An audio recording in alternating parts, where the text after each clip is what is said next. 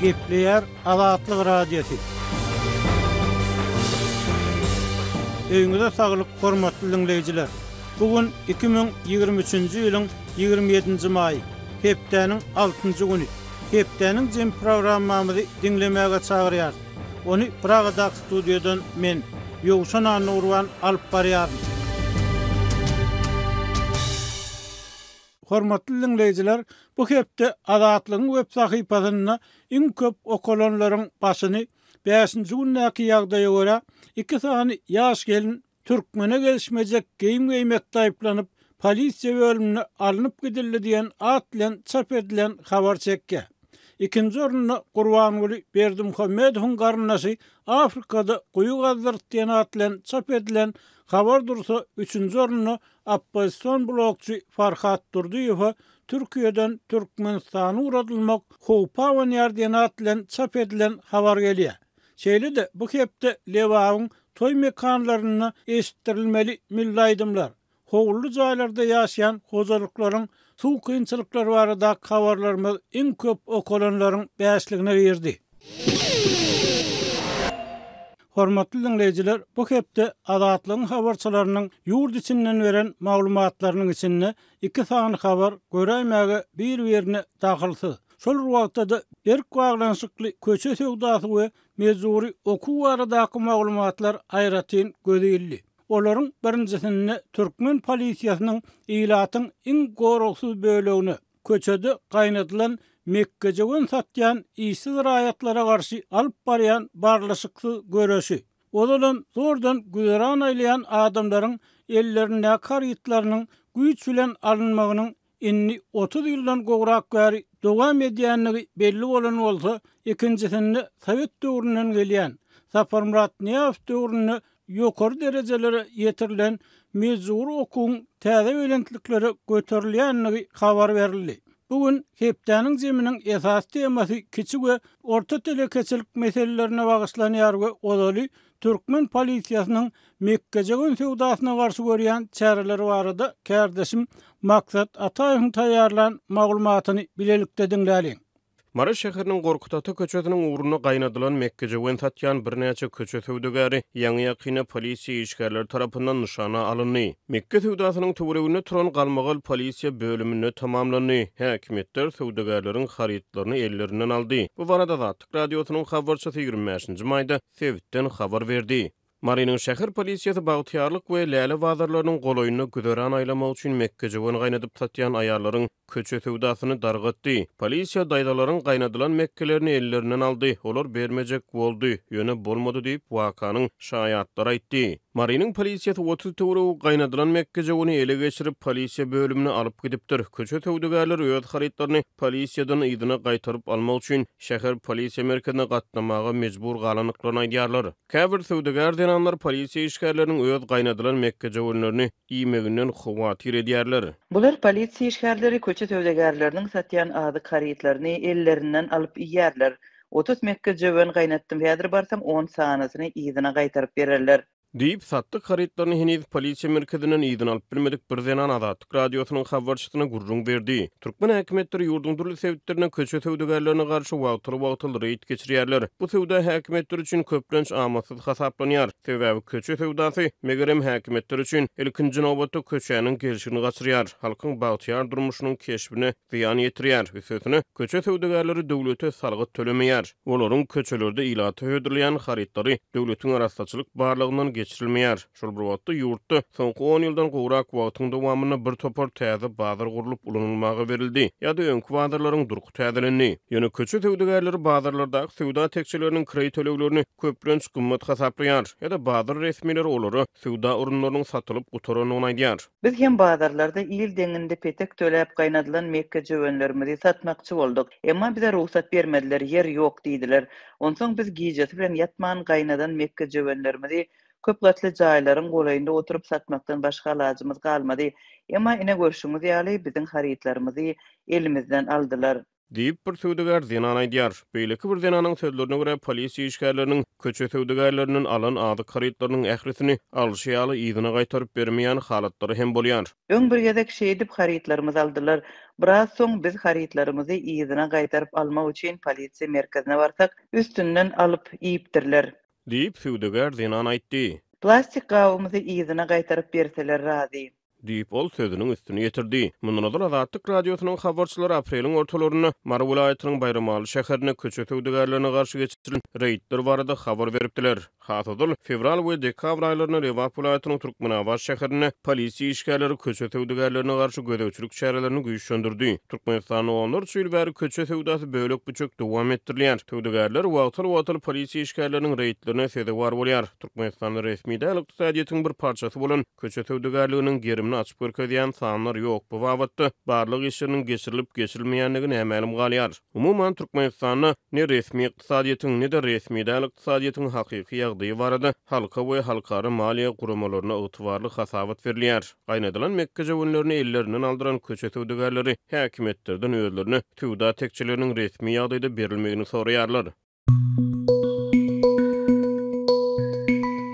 Türkmenistanda internet böwüdini Sayfon 3 ulgamy bilen böwsün. Azat habar email welisi derweze.net adresine mail uratsaňyz Sayfon 3 ulgamynyň indirme faýly mailiňize geler. Onu akıllı telefonunuza yükleningizden sonra petiklenen Sultanda Azatlyk radiosynyň web saýtyna bökdüňsiz we hupsuz ýagdaýda girip bilersiňiz. Egerde Sayfon 3 bada wat interneti birikmese, tilsimi öçürmän biraz wagt garaşmaňyzy maslahat berýäris. Sayfon 3'ün indirme faýlyny almak üçin Azat habar email belgisi derweze.net adresine itilendik mazmunny mail ugradyň. Hepdäniň zemininiň leýartyny. Inneki söhbetimiz Türkmenistanyň kitap mezurlugy warasyna. Öňkü esleriň düzümle giren ýurtlaryň bir toparyny soňky 30 ýylda ýokardan boyuna dakylýan kitaplary okumak mezurlugy geçmişe gitdi. Döwlet neşriýatlarynyň tapawutlykda hususy neşriýatlar açylyp, täze has erkin kitap bazarlary emele geldi. Üstesine internet, başga diller bilýänler üçin has giň kitap bazarlaryny teklip edýär. Emma Türkmenistanyň açylan hususy neşriýatlar garaşdyrlygyň başga ýyllaryna köpçülikleýin ýapyldy. Başgaça pikirlenýän we durmuşa başgaça seredýän täze edebiýat döretmäge ukyply adamlar bolsa gara sany wasaldy. Elbetde, bu hili ýagdaýda mukaddes boşlugy bir zatlar bilen doldurmaly bolýar. Bu temany kärdeşim gödel dowam etdirýär. Balkan vilayatynyň döwlet edaralarynyň ýol başçylary indi öňkü prezident Gurbanguly Berdimuhammedowyň eserlerini ýatdan bilmeli edildi. Kärhanalarda ýatdan tutuljak kitaplaryň temasy guramanyň iş uğruna degişlilikde saýlanýar. Günbatar tewtiniň döwlet edaralarynyň hem kärhanalarynyň ýol başçylary Uly Berdimuhammedowyň kitaplaryny ýatdan bilmeli edilip, bu buyruk yerli häkimlikler tarapyndan berilipdir. Talaby ýerine ýetirmek üçin 2 ay möhlet göz tutulýar. Möhletiň soňunda egzamin geçiriler we ondan geçmedikleriň işden ayrılacaktığı duydurulýar. Azatlygyň sebitdäki habarçysy bu arada 24-nji maýda etrap häkimlikleriniň biriniň wekilini we döwlet edaralarynyň ýol başçylaryna salgylanyp habar berdi. Täze talaba laýyklykda bilim edaralarynyň we çağalar baglarynyň müdirleri Türkmeniň döwletlilik ýörelgesi atly kitabyny medeniýet köşkleriň hem medeniýet öýleriniň baş tutanlary Türkmen medeniýeti atly kitaby kanun goraýjy we harby edaralarynyň ýol başçylary mertler watany beýeldýär eseri we saglygy goraýyş edaralarynyň ýol başçylary wagtyarlyk saglykdan başlanýar atly kitaby ýat tutarlar. Öňkü prezident turly gurlar boýunça hünärmen hökmüni 60-dan gowrak kitap ýazdy. Belki olary hiç kim okumaýanlygy sebäpli ol adamlaryň öz eserlerini tanamagyny we ýatdamagyny isleýändir. Köp adamlar indi kitaplaryň her kime ýat tutturuljagyny howatyrlanýarlar. Hatda ýetginjekleriň hem pasport alanlaryny öwrenmäge mejbur edilip bilinmeginden gorkýarlar. Azatlyk radiosy bilen gürleşen çeşmeleriň biri adynyň efirde tutulmazlygy şerti bilen öz pikirini şeýle ma'lum etdi. Geçmişte Berdimuhamedowdan öňkü prezident Sapar Murat Niýazowyň Ruhnama kitaby hem ýurdun bilim edaralaryny öwrenilmeli diýip we döwlet işgärleri kitabyň mazmuny boýunça tiňak tapşyrmaly diýip sürüji şahadatnamasyny almak üçin hem kitaby bilmek talap edilýärdi. Gurbanguly Berdimuhamedowyň prezidentliginiň 15 ýylynda 60-dan gowrak kitap neşr edildi. Berdimuhamedow atçylyk, itleri köpeltmek, lukmançylyk, siýasat, ykdysadyýat, jemgyýet şeýlede derman ösümlikleri, çaýyň peýdasy ýaly temalardan ençeme kitaby öz ady bilen çap etdiripdi. Onuň eserleri birnäçe dilde çap edilýärdi. 2016-njy ýylyň ahyrynda öňkü prezident Sapar Murat Niýazow ölenden soň ýurda ýol başçy bolan Gurbanguly Berdimuhamedow ýaşlara ýol bermek isleýänligini aýdyp 2022-nji ýylyň fevral aýynda işinden aýryljakdygyny eglan etdi. Döwlet telewizionynda efire berilen resmi çykyşynda Gurbanguly Berdimuhamedow öz ogly häzirki prezident Serdar Berdimuhamedowa hatabat berip özüniň ýadanlygyny we wagtyny täze kitap ýazmak üçin sarp etmek isleýänligini aýdypdy. 10 ýyl bäri ýurdun ýylaty Gurbanguly Berdimuhamedowyň kitaplaryny ýygyderli satyn almaga mejbur bolýar. Döwlet işgärleri we okuwçylar kitap satyn almagy borçly edilipdi. 2019-njy ýylda Aşgabatdaky mekdepler okuwçylardan kitap satyn alyp ýörite stend üçin mektebe tapşyrmagy talap edipdi. Her okuw jaýynda we döwlet edaratynda Berdimuhamedowyň kitaplary goýulan ýerler bar. Şeýle hem geçmişde Berdimuhamedowyň döredijligini östürmek maksady bilen türkmen häkimetleri ýylady üçin höwüslendiriji çäreleri geçiripdi. 2021-nji ýylyň oktýabr aýynda Liwap ýylaýatynda medeni işgärlere onuň eserini wasp edýän aýdymsaz eserlerini döretmek tapşyrylypdy. Şonda Berdimuhamedowyň Türkmenistanyň garaşsyzlygynyň 30 ýyllygy münasibetli garaşsyzlyk biziň bagtymyz atly kitaby çapdan çykypdy. Şol wagtda Liwap ýylaýat uniwersitetlerinde studentlere prezidentiň täze kitabyny ýatda saklamak maslahat hem berilipdi. Höwüslendiriş hökmünde okuwçylara 100 manat pul baýragy wada berildi. Geçmişte Berdimuhamedowyň kitaplary döwlet telewizionynda da okulýardy. Kitaplary okumak boýunça köpçülikliň çäreler kärhanalarda we döwlet edaralarynda hem geçirilýärdi. Döwlet edaralarynyň işgärleri şol sanda lukmançylyk işgärleri, muallimler we çağlar baglarynyň terbiýeçileri çäreleri gatnaşmaga mejbur edilip öz wezipä borçlaryny kadaly berja edip bilmeýärdi. Meçhitlerde de Berdimuhamedowyň eserleri okuldy. Hususan da mollalar 2022-nji ýylyň ýazynda Gurban bayramy münasibetli bayram namazynda öňkü prezident Gurbanguly Berdimuhamedowyň Durmuşymyň manysy atly kitabyndan parçalary okudylar. Hormatly dinleyijiler, hepdäniň jemini Türkmenistanyny telekeçiligiň ýagdaýy baradaky söhbet bilen dowam etdirýär. Goňşy ýurduň prezidenti Şawkat Mirziýoýew 15-nji maýda 1-nji ýyldan başlap Özbegistanyny 20.000 telekeçi, 500.000 taýýarlykly hünärmen maksatnamasynyň durmuşa geçiriljekdigini habar berenden soň Türkmenistanly synçy adatlygyň Türkmenistanyny kiçik we orta telekeçiligiň kynçylyklaryna göz aýlamagyny haýyş edip redaksiýa hat ýazdy. Onuň tasdiklamagyna görä Özbegistanyňdan tapawutlykda Türkmenistanyny telekeçileri gollaw bermekden geçen. Eger bir telekeçilik işini başlasaň hökman bir bahana tapyp başlan işini goýdurýarlar. Sebäbi sen işini gapdalan kanuny ýa bir kanun esasy goşulýan resmileri olaryň isleýän paralaryny berip bilmeýärsiň. Telekeçilik edip gazananyň bedenmäge däl, çöreňe hem ýetmän başlaýar diýip synçaýdýar. Ol adatlygy mundan öňki ýyllarda hem gowşan şikaýetler gaýtarap, orta we kiçik telekeçileriň köplenç öz ýaşaýan ýerlerindäki tertip düzgüni gödäwçilik edýän polisiýa ofislerine, yangın söndürücü golluğun işgärlerine we beýleklere para vermeli bolýanlygyny belliýär. Bu ýagdaý adatlyk bilen anonimlik şertinde gurulşan öňkü telekeçik hem tasdik etdi. Adamlar dürli, kanuny gowy bilýänler hem bar. Emma kanuny gowy bilmeýän hasken, kanuny bilende de ol garyba gedek gelenine gowy işlemeýär. Netijede Türkmenistanyny kanuny dayanman işini kıyınlaştırmacak olup diýlenini bermek medeniýetine uýan adamlar soňky 30 ýylda has köpelli. Bizde ya wer gerek, ya da zor gerek diýilýän gadymy akyl güýjüni ýitirdi diýip hiç kim aýdyp bilmez diýip adynyň aýdylmalygyny soran öňkü telekeçi adatlyk bilen söhbetdeşlikde aýtdy. Özbegistanyň telekeçileri bölünip berilýän 1 milliard dollar meçhurun akseri iştäniň Türkmenistanyny synçyda döreden pikirler bilen baglykda adatlyk türkmen telekeçileriniň yeňil bolmadyk ýagdaýyny ýene bir gezek nazar aýlamagy finansiýar we telekeçilerin gelecekte bu meseledeki tecrübelerini paylaşmaklarına, şeýlelikde özlerine we ýurda kömek etmeklerine garaşýar.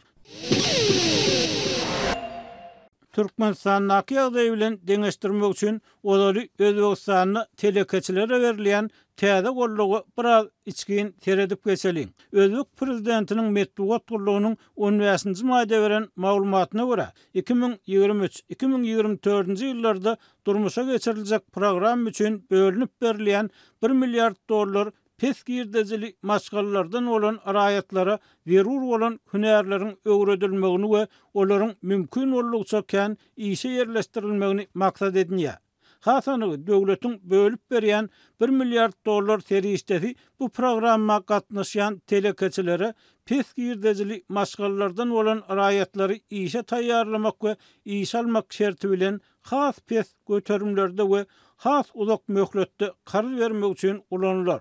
Neticede telekeçilerin hünärli adamları taýýarlamak, okutmak üçin çıkaran çykdagylarynyň ähreti döwlet tarapyndan töleniler we olar döwlet programmasynyň arkasyndan özleri üçin zerur bolan hünärli adamlara eýe bolarlar. Maksatnama gatnaşýan telekeçiler bir ýylyň dowamyny garyp maşgallardan adından 20% işgäri iş alan ýagdaýlaryna emlak we yer salgydyndan boşadylar. Pes girdejili maşgalanyň agdasy bolsa, şeýle kärhanada işleýän wagtynda girdeji salgydyny tölemekden boşadylar. Şeýle-de işçisine 5 milyon somy, ýagny $450 çenli aýlyk hakyny berýän telekeçilerin sosial salgytlary 2 hisse azaldylar. Bu ýyl telekeçilerin işi salgyt gurulugy tarapyndan barlanylmaz diýip Özbegistanyň hökümetiniň yerli telekeçilere beren soňky gowurlugy baradaky habarda edilýär. Türkmenistanda hem resmi habarlara göre telekeçilere ulu goldaw berilýär. Şeýle-de TDH-nyň anyklaşdyrman ýazmagyna göre Türkmenistanyň ilatynyň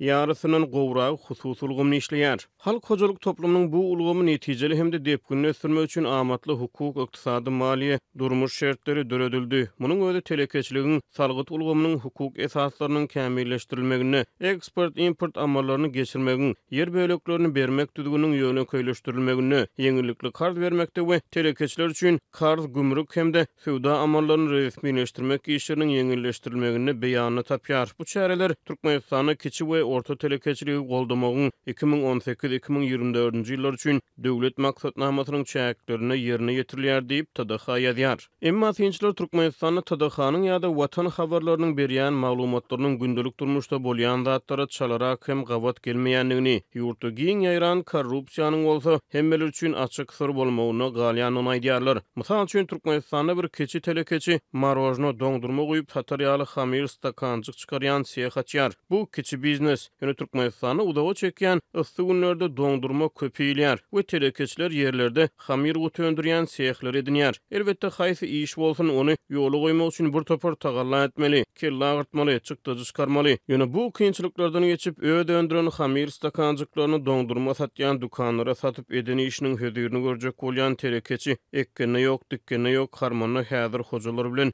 ýüz-ýüz bolýar diýip synç aýdýar. Onuň harmanyny häzir hojalar diýenleri ýangyn gurulugynyň, polisiýanyň, arassaçylyk gurulugynyň, yerli häkimlikleriň we beýlekleriň işgärleri bolup olar. Ol ýa-da beýleki iş gurnan özü we beýleki adamlar üçin bir näçe iş oruny açan kiçi telekeçe dürli bahanalar bilen pätgilçilik döredýärler. Ýangyn söndürýänler gelip seýhiň eýesine aýda 600 manat ber, seniň seýhiň bilen işim bolmaz diýär. Soňra polisiýa wekili gelýärdi, aýda 500 manat ber, men sag sen salamat diýär. Onuň ýzynyň seýhiň arassaçylyk ýagdaýyny barlamaga gelýärler. İşgärlerde halat ýok, kellelerini başgap ýok, arassaçylyk pesip 350 manat jerime ýazýarlar. Onsoň doňdurma gutusyny ýöndürýän telekeçi aýda bermeli bolýan parasyny işleýän işçilerine töleýän aýlyk hakyny özüne galýan girdejini hasaplap görýärdi. Biznesini bethetmek kararyna gelýär diýip ýerli synç aýtdy. Şular ýaly ýagdaýa düşýän telekeçiler ýüllerçe, olar polisiýa ýangyn gurulugynyň arassaçylyk gurulugynyň keselleriniň öňüni, alyş gurulugynyň işgärlerine para bermekden haly ýadadylar. Özlerini dolandyryp döwlete hiç ýyl azar bolmasalar-da giň ýaýran paraxorluk telekeçileriň elini işden sowdýar diýip azatlyga hat ýazan synçy sözüni dowam etdirdi. Onuň pikirçe Türkmenistana döwlet tarapyndan telekeçiligi ösdürmäge goldaw däl ziýan berilýär.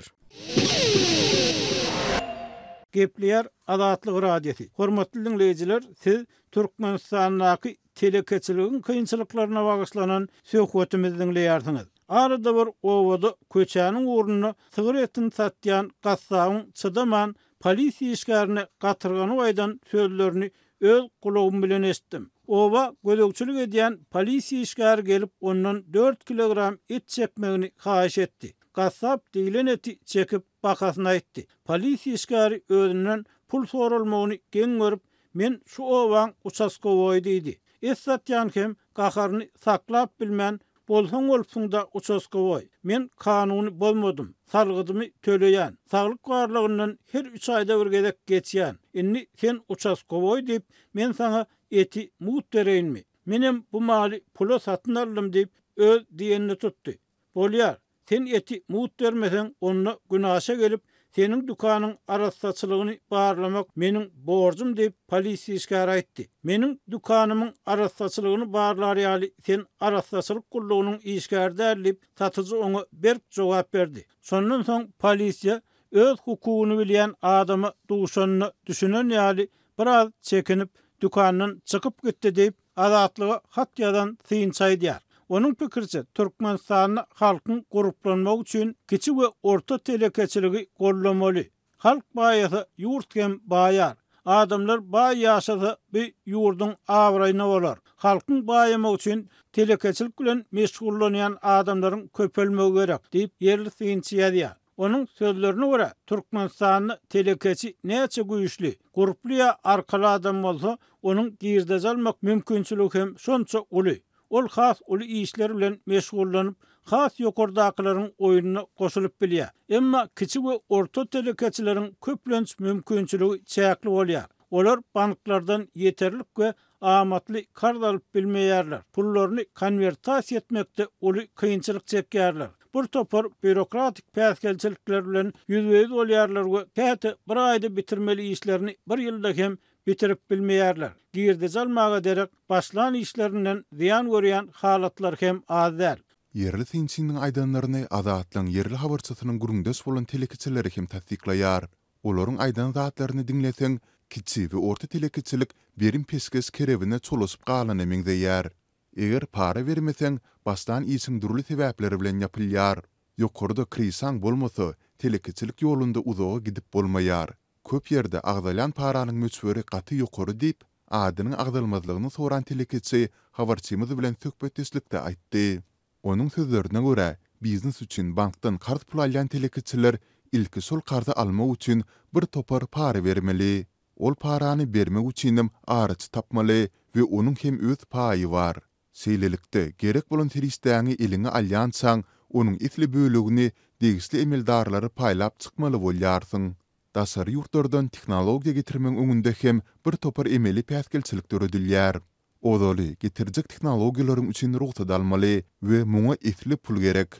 Iň soňunda senin ardaly tehnologiýalaryň ýurdun gümrük gullugyna gelip gowuşýar we öz kanuny esasda getiren emlägini sol ýerden çykarmak üçin hem $1000 golay para vermeli bolýarsyň. Umuman aýdanyňda hiç bir iş parasyz düzelmeýär diýip yerli telekeçi aýtdy. Kiçik we orta telekeçiler ýeni bir kötüýän ýagdaý bolsa, ýurtdaky konvertasiýa meselesi bilen bagly.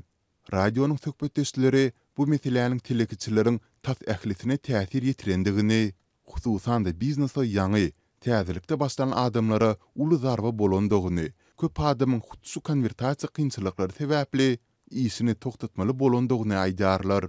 Bu kynçylyklar hususan da telekeçiniň özüni iş ýüzünde kanuny esasda gorap bilmezligi, ýurtda telekeçiligi üstürmek, oňa giň ýol açmak üçin çykarylan kanunlary ysmat edýär diýip, öňkü Sowet ýurtlarynyň bir näçesinde biznes işleri bilen meşgullanan türkmen azatlyk bilen söhbetdeşlikde aýtdy.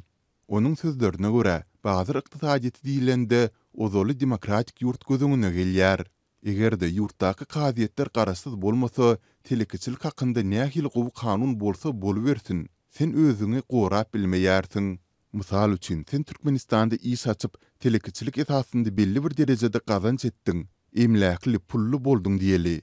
Emma bu hili ýurtda pulsuz bolmak bilen bir hatarda pullu bolmak hem howplu bolup bilýär. Sebäbi sen öz puluňy, emlägiňi kanun esasynda gorap bilmeýärsiň. Şonuň üçin köp adam açyk işlemeýär, gorkup ýaşaýar diýip öňkü Sowet ýurtlarynyň birinde biznes bilen meşgullanýan türkmen aýdýar. Men Türkmenistanda işleýän telekiçiler bilen duşuşanymda olardan o taýdaky ýagdaýlary soraýaryn welin, olar biz siýasata goşulmaýar diýärler. Olar siýasat barada pikir hem etmeýärler. Emma telekiçileriň durmuşy iyisi ýurtdaky siýasat bilen günüden güni bagly bolýar diýip radionuň söhbetdesi kanunyň gowy işlemeýän ýurtlarynda telekiçiler bilen her hili zatlaryň bolup bilýändigini, onuň öýüne nese ýa ýarag ok däri taslap galp iş etasynda tutsak etmeň we emlägini, kärhanasyny elinden almaň ýa-da öz ýanyna işlemäge mejbur etmeň geň zat däldigini belledi. Bu ýagdaýda saňa hukman ýokarda tanys bilis goro gerek. Sen solarsyz hiç bir iş edip bilmeýärsiň diýip daşary ýurtda ýaşaýan türkmen telekiçisi aýtdy. Gepleýär Azatlyk radiosi. Hormatly dinleýijiler, Türkmenistanyň telekiçilik baradaky söhbetimizi dinleýärsiňiz. Azatlygyň yerli habarçysy bilen gurulşan telekiçiler hem aýry-aýrylykda telekiçiniň özüni, emlägini goramagyň kyn meseledigini tasdik etdiler. Başga bir gelip senin iş yerini goramaýar, onu senin özüň goramaly. Ýagny şol iş yerine gözegçilik edýän emellarlaryň birine para bermeli radionyň anonim söhbetdeşi aýtdy. Onuň pikirçe para vermek Sowet döwründen bäri gelýän enlik bolup, köp adam onu gowy kalgyja ýeketek çözgüt hasaplaýar. Para vermän mesele çözjek bolýan adamlaryň işi aňsat düzelmeýär. Bolup duran işler hem bilkastan, dürlü bahanalar bilen ýa çekýärler. Muňa iki tarap hem düşünýär. Para berýän adamlar üçin köp ýol açyk bolýar. Bu kär paraxorluk bizde inni çağlar wagyndan mektepden öwrenilýär diýip hopsuzluk aladalar sebäpli adynyň aýdylmalygyny soran raýat aýtdy. Türkmenistanyň kanun esasynda işläp hakykaty gazanjak bolýan adamlaryň soňky barjak ýeri köplenç türme bolup durýar. Bu hil kanunçy adamlar üçin ýurtdaky ähli gapy ýapyk diýip habarçymyz bilen gurulşan adamlar bir-birinden habarsyz şol bir zatlar aýdýarlar. Para vermek halkyň enligine öwrüli. Adamlar kiçi ýaşlaryndan hem para vermän ýol alyp bolmaýanlygyny gowulýarlar. Ýokary okuw jaýlary, hüner mektepleri hem köplenç dine pul verenler üçin açyk. Çağalaryň ählisi bilýär. Gowy mekteplerde pully adamlaryň çağalary okuýar. Garip bolsaň ol mektepleriň kapysyndan garap bolmaýar. Telekiçilige başlamak üçin pul gerek. Daşyndan para vermäge mümkinçiligi bolmaly. Ýogsa bar eden adagyň biderek bolýar diýip radionyň ýene bir söhbetdeşi umytsuzlygyny paýlaşdy. Türkmenistanyň 1980-nji ýyllaryň aýagyna, 90-njy ýyllaryň başyna ikrar edilen azat bazar ykdysadyýaty hakykatda jemgyýetdäki demokratik prosesiň, söz we metod azatlygynyň, siýasy ykdysady azatlyklaryň bilelikde sallançakda bolmagy netijesinde togtadylyp, dini häkimiýet wezipeleriniň iň ýokary baskanjaklaryna çykan adamlar üçin bähwitli boldy. Ýöne kanunyň işlemezligi ýa-da kadiýetleriň garaşly bolmagy ýurtdaky ýagdaýdan peýdalanyp, uly baýlyk toplanan adamlaryň hem ýüzlerçesiň bagtyny garaltdy diýip olarky diplomat Nur Muhammed Hanaw azatlyk aýtdy. Öz wagtyny neşriýat açan, mal saklan, balyk geçişdiren öňkü telekiçiniň radio bilen söhbetdeşlikde aýtmagyna görä, telekiçilik dine iki sany kanun çykaranyň bilen urup ýola düşüp gidýän zat däl. Ilki telekiçiligi giň ýol açylan ýaly boldy. Ýöne soň çapyp barýan atyň ýüzüni urdular. Adamlar kurtturdy. Sebäbi işim ýol alsa duşmanyň köpelýär. Seni iyicek adam gatykän. Telekiçi dine kanunyň öňünde borçly bolmaly. Her emellary borçly bolsa, ol telekiçilik bolmaýar. Gulçuluk bolýar diýip öňkü telekiçi pikir edýär. Eýdem Türkmenistanyň telekiçileriň azat erkin işläp, ilki özlerini iş orunlaryny döredip, soň ol orunlary köpeldip bilmek üçin nämeler edilmeli? Häzir ýaşy bir sene baran öňkü telekiçiniň ananjyna görä, birinji edilmeli iş telekiçileriň hukuklaryny ören berkitmeli. İkinji edilmeli iş olaryň öz metduat organlary bolmaly. Olar döwlete, hökümeti öz pikirlerini açyk aýdyp we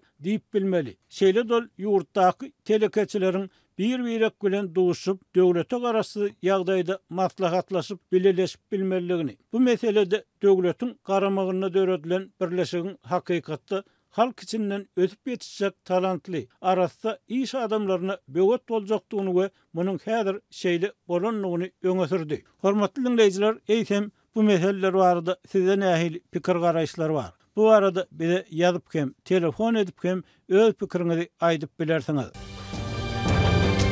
Hormatly dinleyijiler, şunun bilen hepdäniň jeminiň soňuna geldik. Gepleşiklerimizi dinläniňiz üçin köp sag bolun. Belki de has köp dinleyici yetmek üçin onu paylaşmagy, like koymagy, öz pikirlerinizi komment, tesbir görnüşünde ýazmagy hem haýyş edýär. Şeýle de özüňizi gyzyklandyrýan temalar bardy, habar bermeňizi soraýar. Azatlygyň tolkunlaryndan aýrylmak.